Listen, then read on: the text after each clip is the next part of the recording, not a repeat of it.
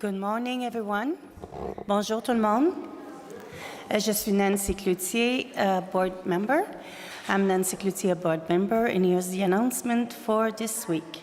FirstU is going to co-own a 16-story apartment building on our campus, and we are committed to ensure that there are funds to subsidize sums unique for low-income individuals and families. Join Lisa Sharp and the Justice Equality Group Action in the Housing Affordability Circle to create a concrete action plan for making this a reality. If you'd like to help, please contact Lisa Sharp at rogers.com. Fall Fair will be on Saturday, November 16. If you have jewelry to donate that needs repair, please go ahead and bring it to the church office. That will give our jewelry magician time to get it ready for the fair. Have a good day, everyone. Enjoy the sun.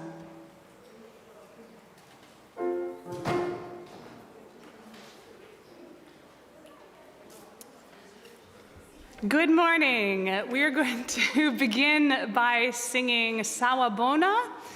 We're going back to this for today because it ties very beautifully in with the theme of the service and what Alex is going to talk to you about today. So hopefully remember it from 3 or 4 weeks ago when we sang it. And I believe our opening words will be about what this means. But as a reminder, Sawabona is I see you. And it's an acknowledgement of I see you, the whole person that you are. So it's a very beautiful sentiment.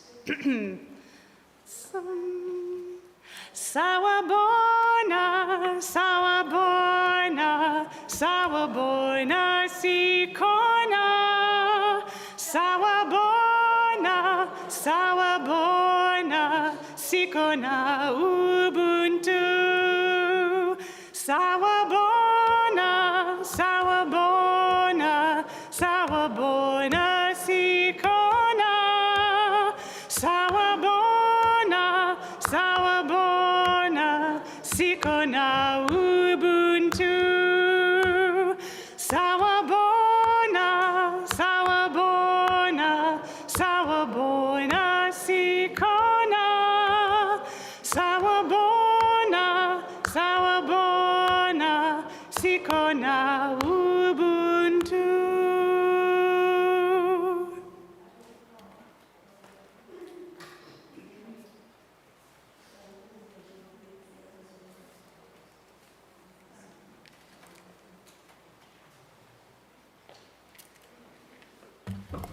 Thank you, Jen. Namaste, good morning. My name is Alec, and as some of you know, I was born in South Africa and in the Kingdom of the Zulus, KwaZulu-Natal today. And as Jen mentioned, the greeting in KwaZulu-Natal is Sawubona or Giyabona, I see you, I acknowledge you as a person. And the response to that usually is, Yebo, yes, Siyabona futhi, I see you as well, I acknowledge you as a person. So, Sawubona. Thank you. and the conversation usually goes, Gunjanina, how are you? And the response to that is usually, Giyakona, I am here, or Giyapila, I'm alive, I'm living. So thank you for your greeting.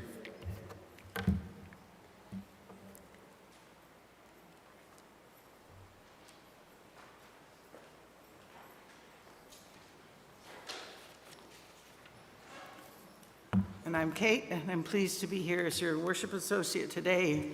And I'll reach back into the mists of time for my sojourn in Tanzania, where the Swahili greetings were very similar. You'd say, habari gani, how are you? And you would say, nzuri.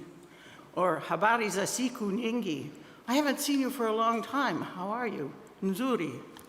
Habari za safari, how were your travels? Nzuri. So before any conversation began, you'd really touch base with all of this. Very similar to what Alex was saying. We acknowledge that our FirstU campus is located on traditional, unsurrendered, and unceded Algonquin Anishinaabe territory, and that the work of reconciliation is a responsibility of our congregation and of all Canadians. Our goal is to educate ourselves and all those who have the willingness to understand, to be of service to those who are at risk, to advocate for justice. Let's begin by singing our opening hymn, Come Sing a Song With Me. It's number 346 in your gray hymnal, and the words will also appear on the screen above.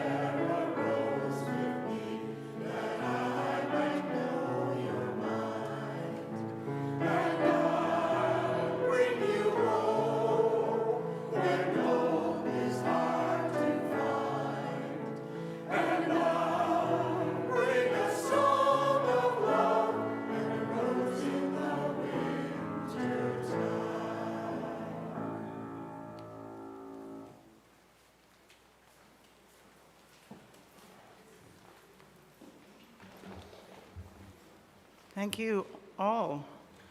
I would now like the chalice. First, I have a reading from Long Walk to Freedom by Nelson Mandela. To be free is not merely to cast off one's chains, but to live in a way that respects and enhances the freedom of others. I am fundamentally an optimist. Whether that comes from nature or nurture, I cannot say. Part of being optimistic is keeping one's head pointed toward the sun, one's feet moving forward. There were many dark moments when my faith in humanity was sorely tested, but I would not and could not give myself up to despair. That way leads to defeat and death.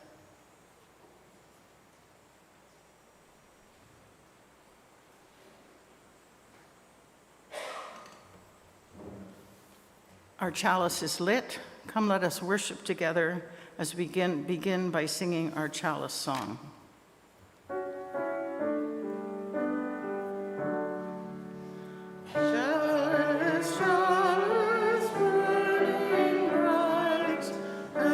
Remind us through the light of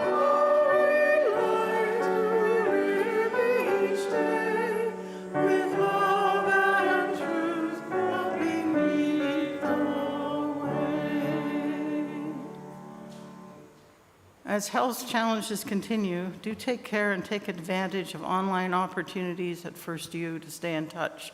We know this miserable COVID is still with us. If you're new to FirstU and would like to learn more about us, please contact us through our email at welcome@firstunitarianottawa.ca. And if you're right here in Worship Hall today and would like more information about FirstU, it is available from Mary at the welcome table at the back of the pews. Hi, Mary. We encourage you to sign up to receive the UUU, our weekly email newsletter. Sign-up information is available on the website under Communications tab or via the QR code on the back of our printed program. Check our Facebook and Instagram pages and our website for notices and updates. Activities continue. Some are taking a slight rest for the summer, but there's still opportunities to participate. This morning, each of us is welcome.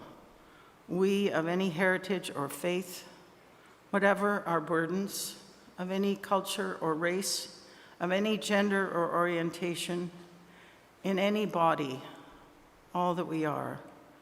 Today, we are all a part of this spiritual community.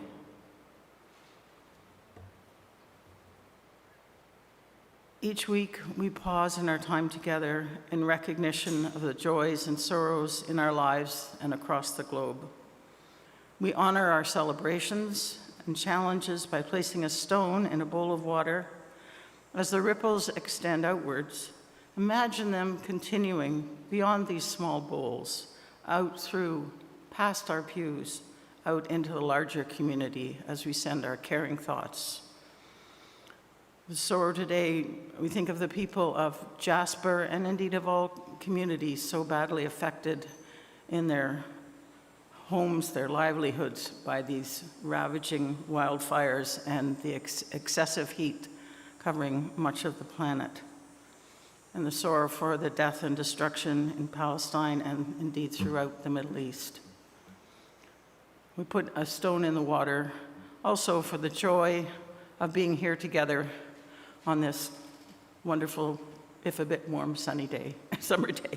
I now invite you to come forward to honor your joys and sorrow by placing stones in the water.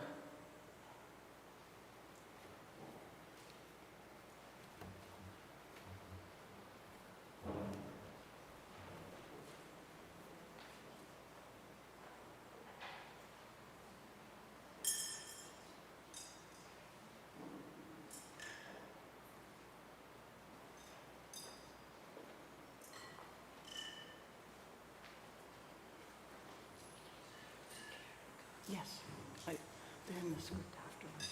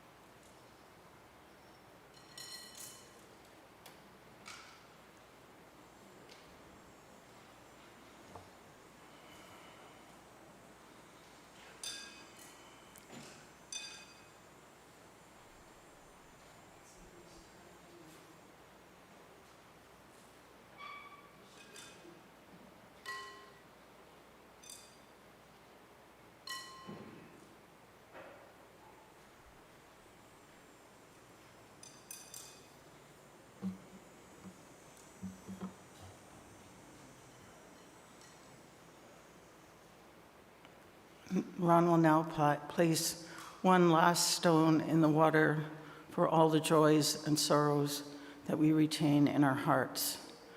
There are caring cards this morning for Suzanne and Norma.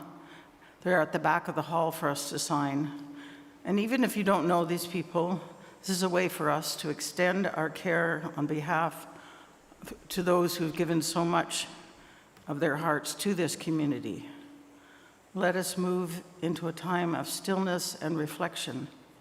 And at the end of this time, Jen will bring us back with the gift of music.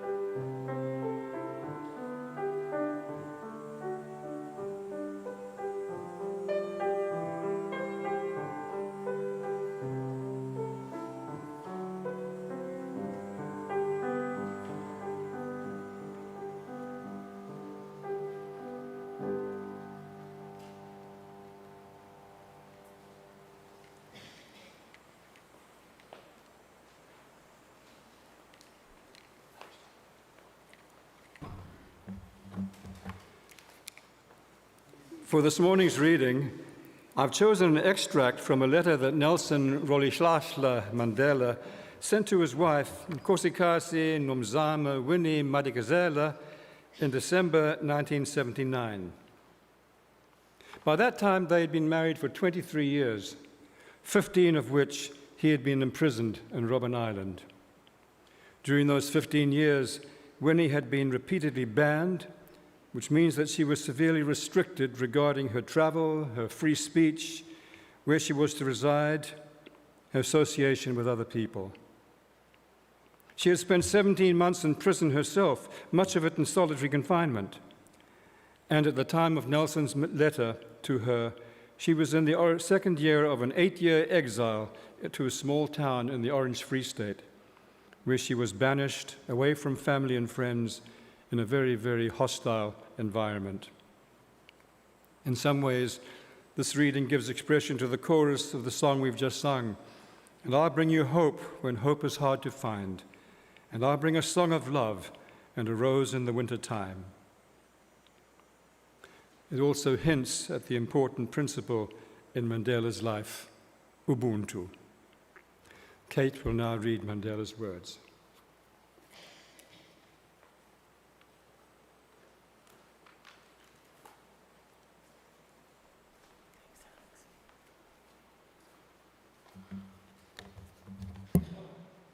Mandela writes, "Our life has its own built-in safeguards and compensations.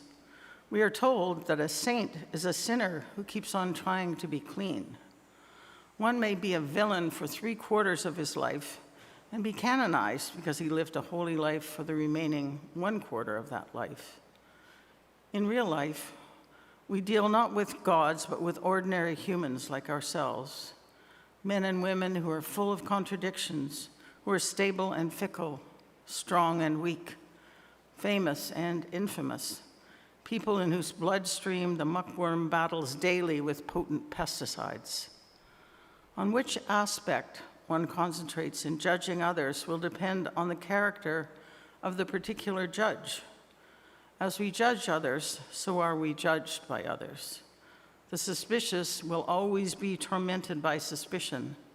The credulous will ever be ready to lap up everything from one who takes advantage of you if you are vulnerable or gullible, while the vindictive will use the sharp axe instead of the soft feather duster. But the realist, however shocked and disappointed by the frailties of those he adores, will look at human behavior from all sides and objectively will concentrate on those qualities in a person which are edifying, which lift your spirit and kindle your enthusiasm to live. A quick introduction for Alex, who needs no introduction. As he said, he was born in South Africa. He's been a member here for over 20 years. He's preached a number of times and has just finished an extended term as a lay chaplain. We look forward to your words.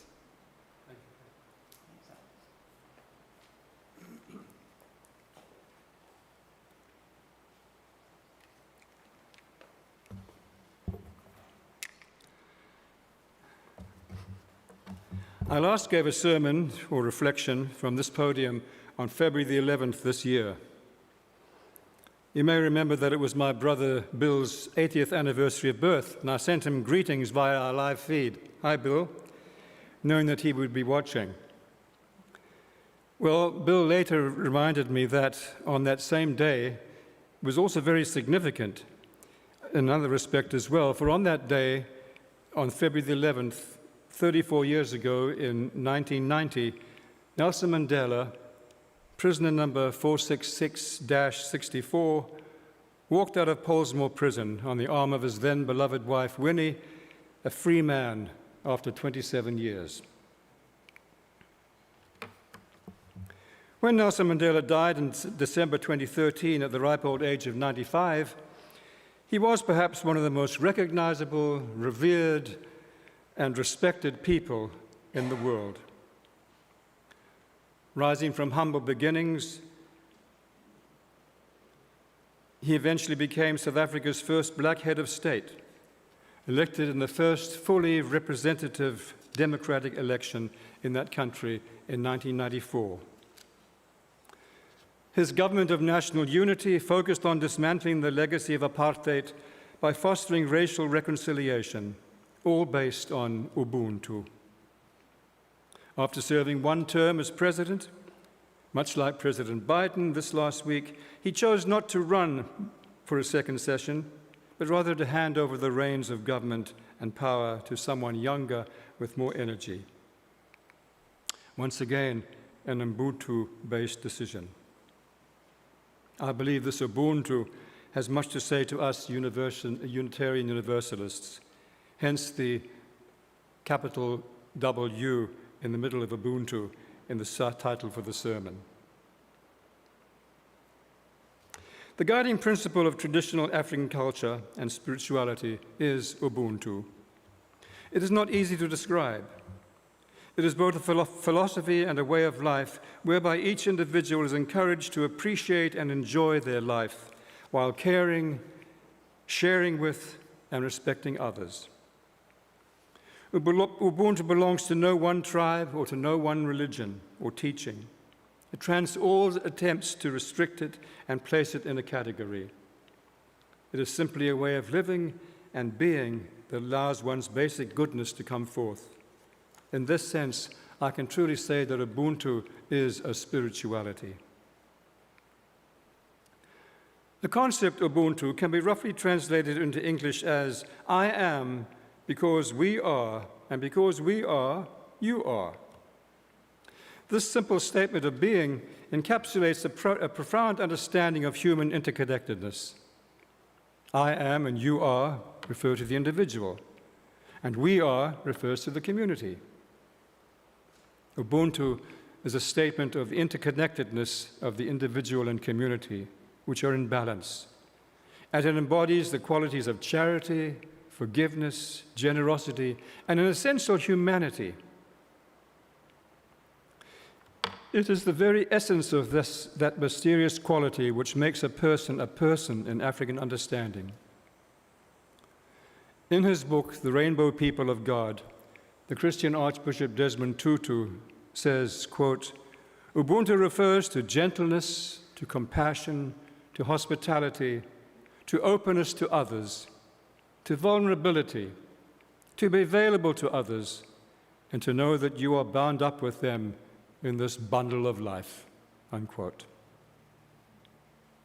This great proponent of Ubuntu once explained it like this, another quote, "A person is a person through other persons. We say that a human being is a human because he belongs to a community, and harmony is the essence of that community. So Ubuntu actually demands that you forgive, because resentment and anger and desire for revenge undermine harmony. In our understanding, when someone doesn't forgive, we say that that person does not have Ubuntu. That is to say, he or she is not really human." This notion of Ubuntu is epitomized in this following story. It emerged in one of the sessions of South Africa's Truth and Reconciliation Commission, of which Archbishop Desmond Tutu, the Anglican Archbishop of Cape Town, was the chairman, appointed by Nelson Mandela. The South African Truth and Reconciliation Commission itself was a manifestation of Ubuntu. The story goes, Sifo, he was a leader of the African National Congress when it was banned by the white South African government and considered to be a terrorist organization. He'd been caught by the security police. They tied him up in a canvas bag and dropped him into a river. They took him out of the water just before he drowned, and then they drove him to a shed in the countryside where they beat him and abused him and tortured him. He miraculously survived this ordeal, but he was terribly injured and scarred for life.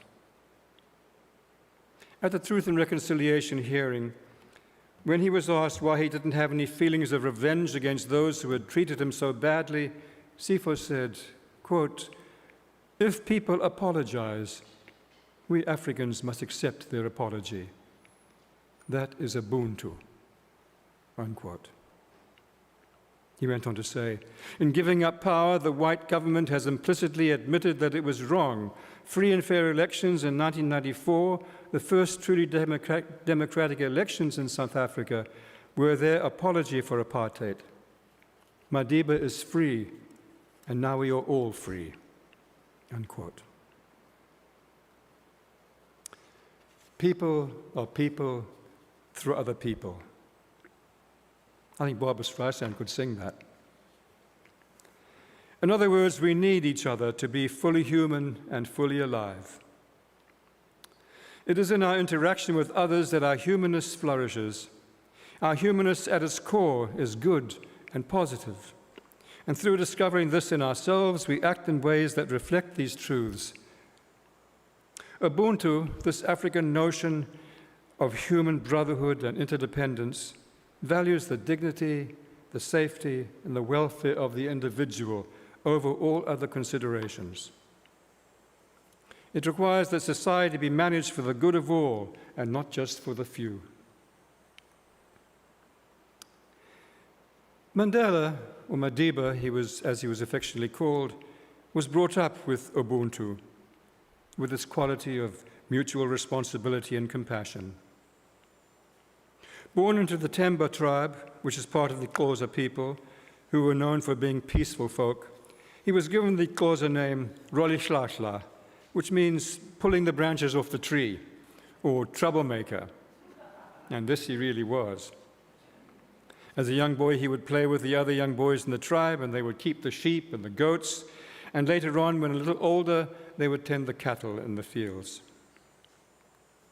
Although he was born into a family of importance, Rolihlahla was the first of his tribe to go to school. His childhood was filled with training and education. He attended a local one-roomed missionary primary school at Kunu, where he lived. It was while he was at this school that his teacher, Miss Dingane, gave him the English name Nelson, which was customary in those days. She probably called him Nelson because she saw in the young boy qualities of leadership, like the great Admiral Lord Horatio Nelson. And a leader he certainly was. From that moment on, we know the young Rolihlahla as Nelson Mandela. When he was 7, he was baptized as a Methodist, and he remained a Methodist for the rest of his life, maintaining that it was the Wesleyan ministers who instilled in him many of the values according to which he lived for the rest of his life. After primary school, he went to a boarding school at Kokowene, I'm getting my clicks, and then to a Methodist secondary school. And it was ministers from the Methodist Church who cared for him during his long years of imprisonment. From his adolescence, he recalled, he was viewed as being unusually ready to see the best in others. To him, this was a natural inheritance. People like ourselves, he says in his autobiography, brought up in a rural atmosphere, get used to interacting with people at an early age. A person is a person because of other people. This was a concept common to other rural communities around the world, but Africans would define it more sharply as a contrast to the individualism and the restlessness of the white colonials.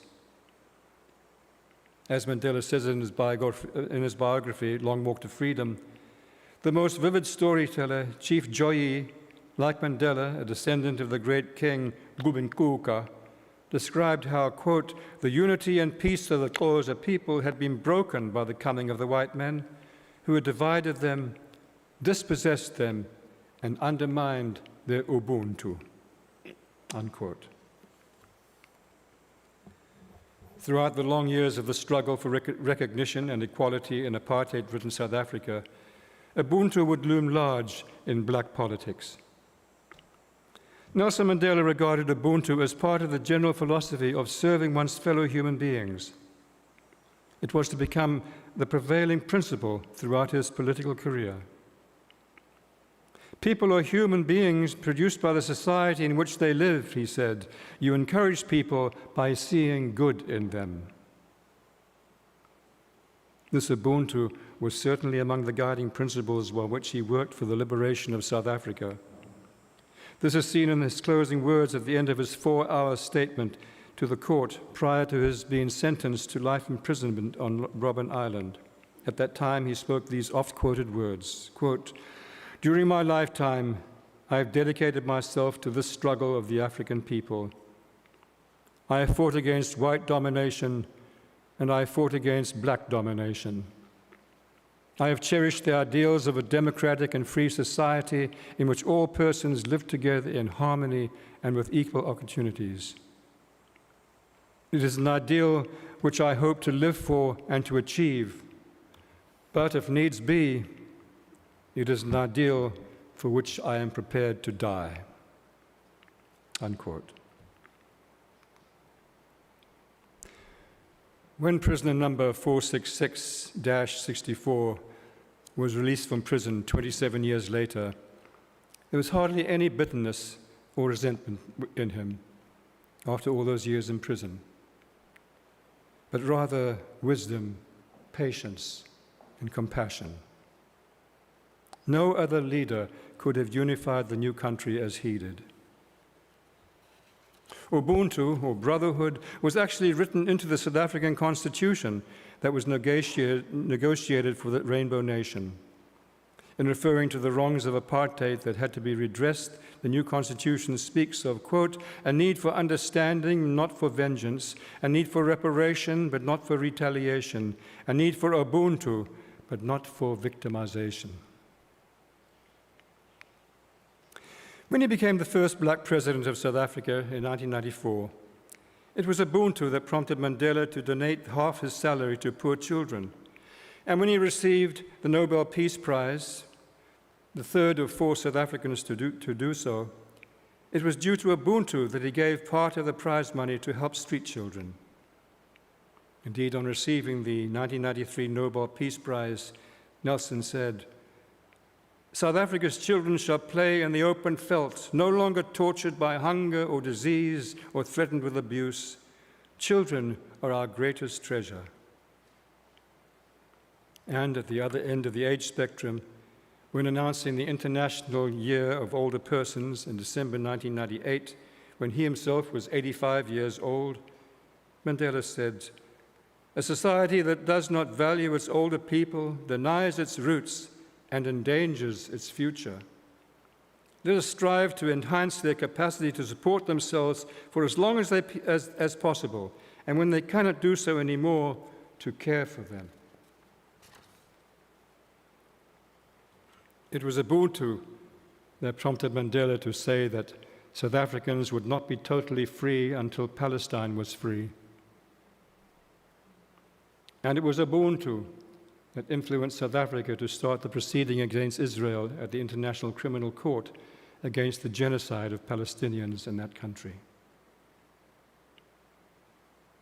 As an aside, both Mandela and Tutu, these giants of Ubuntu, can be characterized by their smiles, their laughter, their self-deprecating humor, and their great optimism. There are many examples, but I shan't give them here. But just think of pictures or photographs that you've seen of Desmond Tutu and Nelson Mandela, invariably with a smile or a large laugh. What I can say, though, is that in what both Tutu and Mandela have said about Ubuntu, we can see that it contains elements of what we can covenant and affirm and promote in some of our Unitarian Universalist principles. I refer especially to number 1, the inherent worth and dignity of every person; 2, justice, equity, and compassion in human relations; 3, acceptance of one another; 4, the goal of peace, freedom, and justice for all; and especially 7, respect for the interdependent web of all existence of which we all are part; and number 8, doing what we can to work for the dismantling of all kinds of discrimination. And very especially our 5th principle as well, the right of conscience and the use of the democratic process. We see this very especially in light of the recent free and fair national elections that put in place yet another government of national unity in South Africa. In a real sense, we could say that we Unitarian Universalists also affirm and promote Ubuntu. Indeed, it would not surprise me that through the example of Nelson Mandela and Desmond Tutu and the teachings about Ubuntu, that finally Unitarian Universalism will be discovered by the rest of the world. I'm sure that some of you are saying to yourselves, but if this Ubuntu is all that it's supposed to be, then why is there so much criminal violence in South Africa at the present time? Why the slow pace of change and the attempts to decrease the divide between the rich and the poor? Why one of the highest rates of unemployment in the world? Why the corruption and abuse of power by elected officials? Why the subtle racism that still exists in some quarters and detracts from the beauty of what really could be the Rainbow Nation? How is it that so many seem to have lost the sense of Ubuntu? The only response I can give to this very valid comment, this possible objection, is that Ubuntu, as with our Unitarian Universalist principles, is both an ideal to be strived for and a reality which is sometimes given courageous witness in the lives and interactions of committed individuals. But somehow, for whatever reason, the ideal, as noble as it may be, is not always put into practice, is not always given witness, is not always lived. And all this with unfortunate and sometimes very sad consequences. If all Christians live the agape love which Jesus commanded for his followers and which he exemplified in his inclusiveness and compassion for all, what a different world this would be. If all Jews who profess faith in the Torah and the Hebrew Scriptures actually follow the injunctions of the prophets to care for the widow and orphan and the refugee and obeyed the command to love their neighbors as they love themselves, what a different situation we would have in Israel and Palestine today, and what a different world this would be. And if all who follow Islam live the peace, and loving respect for community, which Muhammad enjoined on all Muslims, what a different situation we would have throughout the Middle East, in Iran and Iraq, in Syria and Afghanistan, and in Palestine, and what a different world this would be. And if all Unitarian Universalists not only promoted the 8 principles with a covenantal affirmation, but actually gave witness to the principles in daily living, what an effect this would have on our families, our neighborhoods, our city, our society. If all this actually happened, what a wonderful world this would be.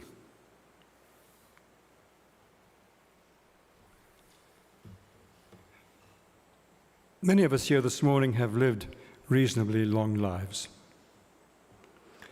We all know that our life has been and continues to be a remarkable mixture of the famous smile and the tear. We all have our ups and our downs in life. As we sometimes sing in one of our favorite songs, we laugh, we cry, we live, we die. We attend both funerals and weddings. Parents witness the delight in the successes of their children and often face their failures as well. Young people can be successful today by graduating and starting a new job and be deflated when they lose it tomorrow in the first round of economically driven layoffs. Friends may please us one day and disappoint us the next. One moment we can be encouraged and enthused by, for example, the selfless example of Joe Biden, and the next moment we are discouraged and feel let down by the lies and abusive behavior of other authority figures, such as you know who. And then we are faced with the reality of the collapse in so many of the institutions and systems that constitute our North American culture and Western civilization, not to mention the destruction of our environment and the disappearance of more than 200 species every single day. As Mandela said in his letter to his wife in our reading this morning, quote, "Ordinary humans like ourselves are full of contradictions. We are stable and fickle, strong and weak, famous and infamous, people in whose bloodstream the muckworm battles daily with potent pesticides," unquote. All this may leave us sad and downcast, angry and confused. What are we to do? Are we to give up hoping for a better world, for something better? Do we give up on promoting and affirming our life-giving 8 principles? Do we give up on Ubuntu? How are we to view this? On the one hand, there are some who are pessimistic and who invariably take a gloomy view of the human condition, see the glass half empty. They tend to be captive of the good old days, of what is not anymore and never will be again. Let's make America great again. They tend not to be creative because they regard all efforts as doomed to fail. On the other hand, there are the optimists, like Mandela, who can smile and laugh, who tend to look at the bright side of things. They tend to be both realistic and also creative and dynamic and have confidence in life. They are filled with hope. We see both around us, pessimists and optimists, and we come into contact with both every day of our lives. And if we truly are honest, we see both pessimism and optimism within ourselves from time to time. When you think of it, though, even while our institutions are failing and our world is in a mess, pessimism is really not an option. It's a waste of time, really. And complacency, which some may view as a middle path between pessimism and optimism, is rather dangerous. It is optimism that is essential. If we are to be happy in this time that is left to us, it is important that we try to have an optimistic view and let our optimism override our pessimism. This is what Nelson Mandela did. He remained optimistic and hopeful that he would eventually be released from prison. And as we all know, he was released into freedom 11 years after he wrote the words of our reading this morning. 4 years later, he was inaugurated as the first black president of a multiracial South African rainbow nation. In all this, it was Ubuntu that influenced and inspired him. I'll end these rambling musings with 2 short anonymous reflections about happiness and optimism, and the realism about which Nelson Mandela spoke in the reading. Firstly, happiness is just like chasing a butterfly. The more you chase it and chase it and chase it directly, it will always just elude you. But if you sit down quietly and turn your positive and hopeful thoughts to other things, with patient optimism, the butterfly will come close to you and may even softly sit upon your shoulder. And finally, these words of wisdom concerning the necessity of having an optimistic, positive attitude. As you ramble through life, brother and sister, whatever be your goal, keep your eye upon the donut and not upon the hole. Masihamba gobushle kokolo. Thank you.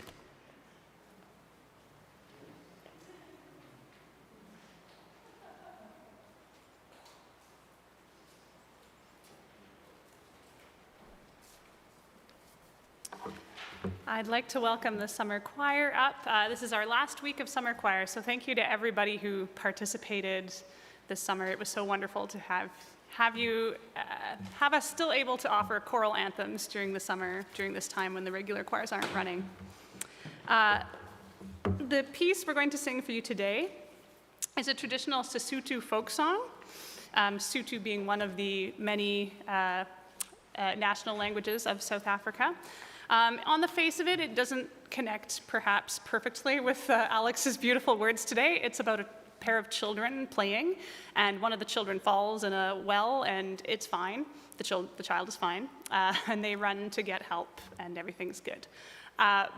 The thing that I do hope it brings to you today, something that I think is so beautiful about South African culture, is the way that singing is such a part of how you communicate, of how that there's a song for everything, and that there are songs inspired by so many things, even in this case, the children playing. And I think that that is a beautiful part of what helps to keep people optimistic in really dark times. And yeah, actually, if I have a moment for a very quick story, yeah, I'll tell a very quick story. When I was in children's choir, and I was very lucky to go on a tour to South Africa, and we did a tour of Robben Island, as many people do, and the tour guide there had been imprisoned with Nelson Mandela, and he was telling us the story about how when he was in isolation and how dark and difficult the times were. And one of the children that I was with asked, "What did you do? Like, how did you stay sane all that time by yourself?" And he responded, "I sang the whole time. Like, I sang day and night for hours on end. I was just always singing." And this is a story which I always think on fondly. It's something that really illustrates the power of music to keep that optimism alive and that hope alive during difficult times. So,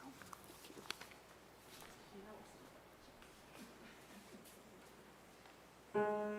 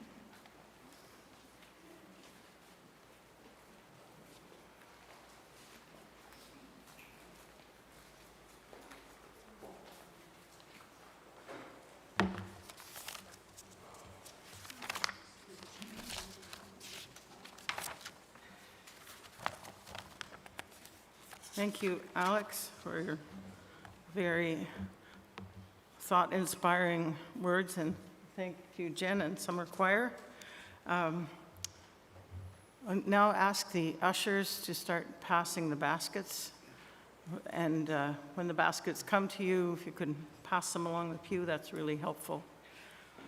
This congregation has a long history of care, vitality, and bringing people together to move the arc of justice forward. We've been able to live into the hopes and dreams because of the generosity of those within and beyond this community. Whether you're here in Worship Hall or anywhere else, you are a part of this community. We rely on one another, just as Alex was talking about with Ubuntu, to keep this congregation vital and resilient and to help the larger community as well.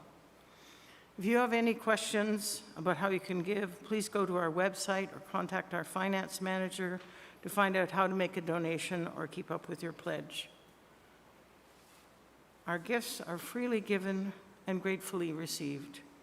We dedicate these gifts to the work of this community of faith, serving human wholeness, caring for the planet, upholding religious freedom, welcoming the stranger, loving one another. And now, please rise as you are willing and able as we join together in our closing hymn, Nkosi Sikelel, Excuse E Africa, number 171 in the gray hymnal, and the lyrics will appear on the screen above.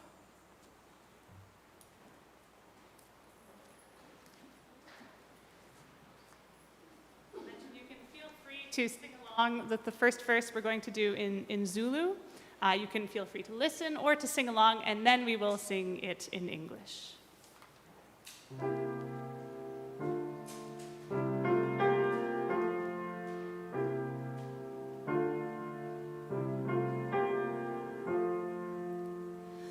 Nkosi Sikelel Africa, Malikakaliso Pondalayo, Israelitanda Zayetu, Nkosi Sikelel Tina Lusapalayo, Wozamoya,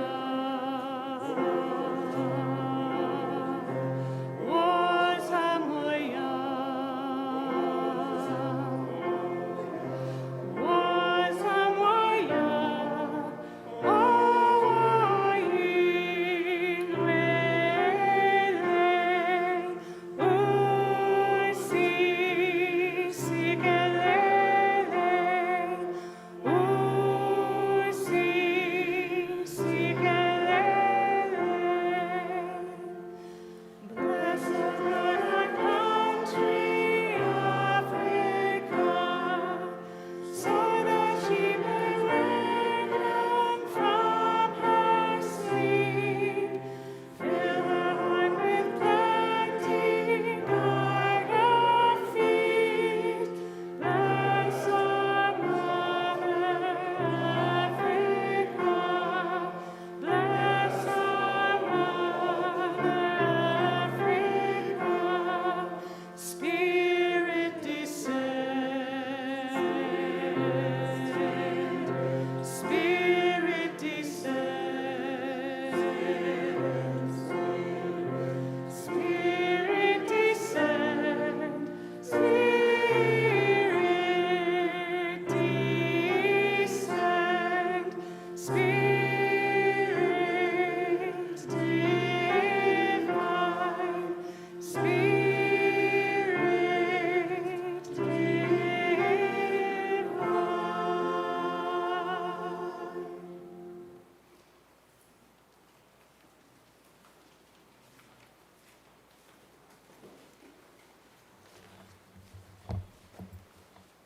Before we begin to close this time of worship and reflection, a reminder that coffee hour will begin in Fellowship Hall immediately after the service. If you're new here or still feel new or would simply welcome conversation today, Please pick up a green mug as you enter Fellowship Hall. Doing so will help others looking forward to good conversation find you. And there are leafy greens available in the grow towers in the room next to Fellowship Hall, cultivated and provided by the good folks of Ajashki. Alex, would you provide the words for extinguishing the chalice? Thank you, Kate.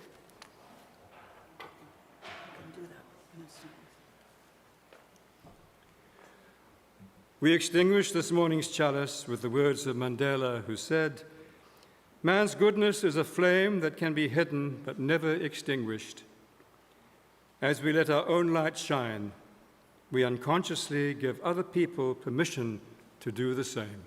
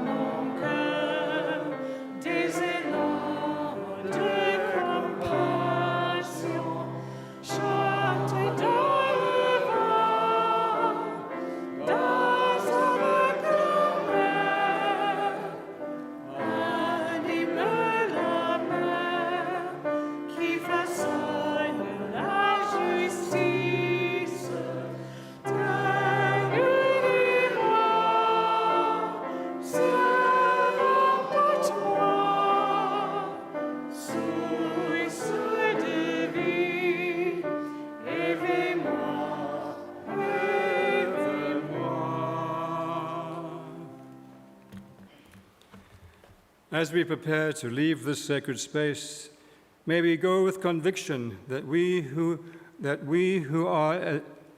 are as individuals rely a lot on who we are as a community, on our Ubuntu, as we strive to live out our Unitarian Universalist principles in our daily lives.